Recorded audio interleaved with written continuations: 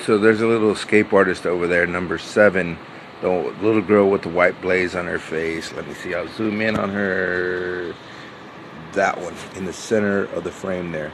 Anyhow, now you can really start to see which ones are black and which ones are seal. They are beginning to open their eyes. To Sunday, they will be, I believe Sunday, they'll be 2 weeks old. So some of them are starting to open their eyes now. Again, there's 11 of them. You know, I've been looking at them a lot over the last couple of weeks, and it's really cool to see how similar they are, right? And of course, a lot of that is genetics, not just me, but literally decades and generations of just well managed breeding.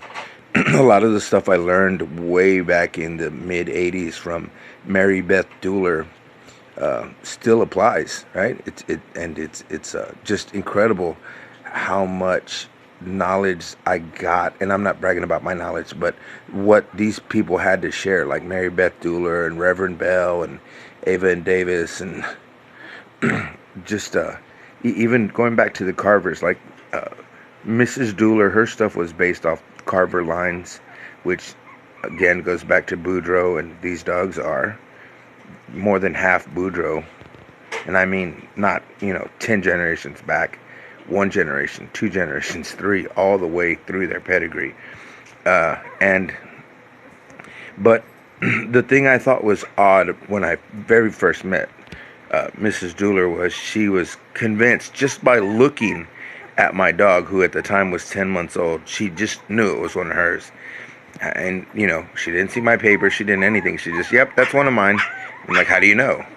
She's like, come on back here. So we walked back into her backyard where her kennels were, and very, very nice setup.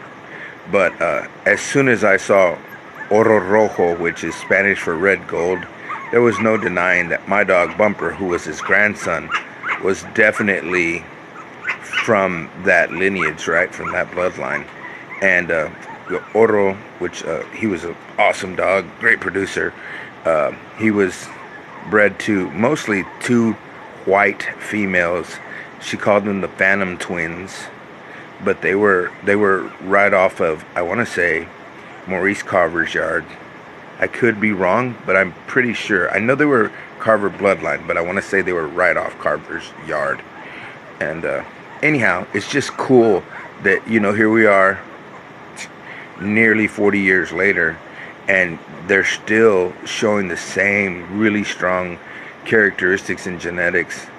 And, it's just awesome. But here they are. I'm going to take some up-close video and some individual photos here in a little bit. We just changed their bedding, and we're going to bring Mama back in with them.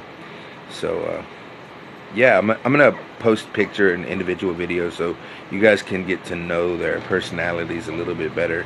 And tomorrow we'll actually be moving them to bigger pen so that they can have more room, and as they get older, they're gonna start running and playing and all of that. So look forward to sharing some videos with you guys.